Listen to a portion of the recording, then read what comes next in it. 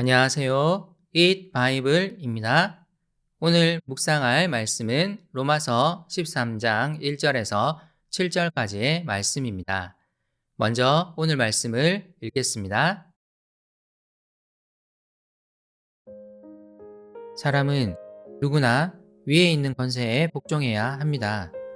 모든 권세는 하나님께로부터 온 것이며 이미 있는 권세들도 하나님께서 세워주신 것입니다. 그러므로 권세를 거역하는 사람은 하나님의 명을 거역하는 것이요 거역하는 사람은 심판을 받게 될 것입니다. 치안관들은 좋은 일을 하는 사람에게는 두려울 것이 없고 나쁜 일을 하는 사람에게만 두려움이 됩니다. 권세를 행사하는 사람을 두려워하지 않으려거든 좋은 일을 하십시오. 그러면 그에게서 칭찬을 받을 것입니다. 권세를 행사하는 사람은 여러분 각 사람에게 유익을 주려고 일하는 하나님의 일꾼입니다. 그러나 그대가 나쁜 일을 저지를 때에는 두려워해야 합니다. 그는 공연히 칼을 차고 있는 것이 아닙니다.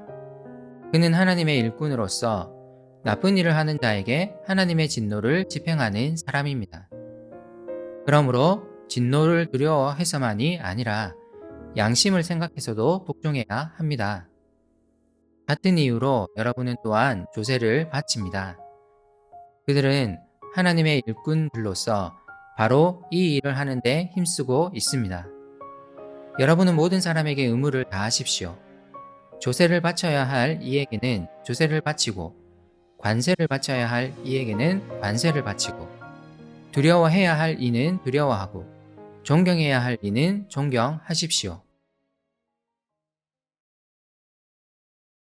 로마서는 로마 제국의 중심부 로마시에 있는 교회를 향해 쓰인 편지입니다.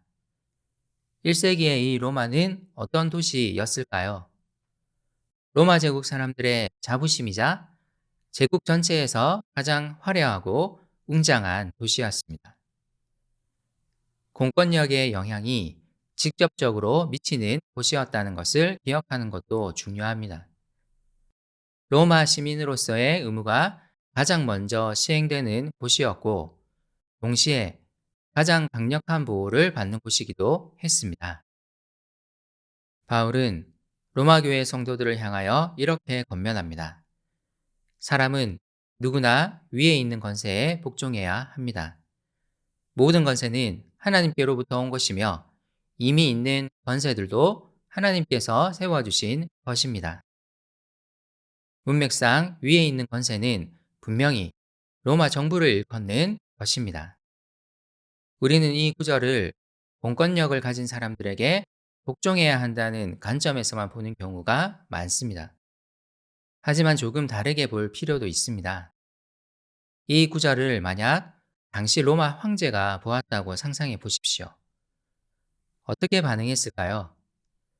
그는 틀림없이 비웃었을 것입니다. 내 권세를 하나님이라는 신이 줬다고? 실제로 이 구절에서 바울은 하나님의 주권을 주장하는 것입니다. 하나님이야말로 모든 권세를 다스리는 분임을 말하려 하는 것입니다. 그러므로 권세를 거역하는 사람은 하나님의 명을 거역하는 것과 같다고 바울은 말합니다. 사실 좋은 일을 하는 사람은 권세를 가진 치안관을 두려워할 이유가 없습니다. 하지만 나쁜 일을 하는 사람은 치안관을 두려워합니다. 그러므로 그리스도인은 좋은 일을 해야 합니다. 그러면 치안관은 그리스도인들을 칭찬할 것입니다.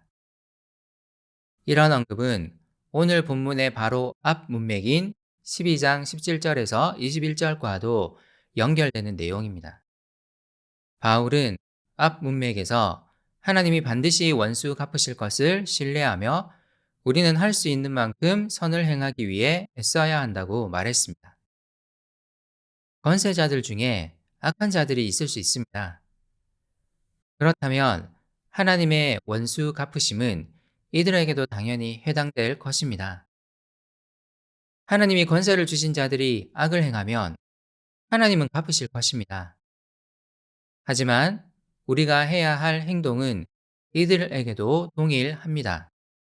우리는 할 수 있는 만큼 이들에게 좋은 일을 하기 위해 애써야 합니다.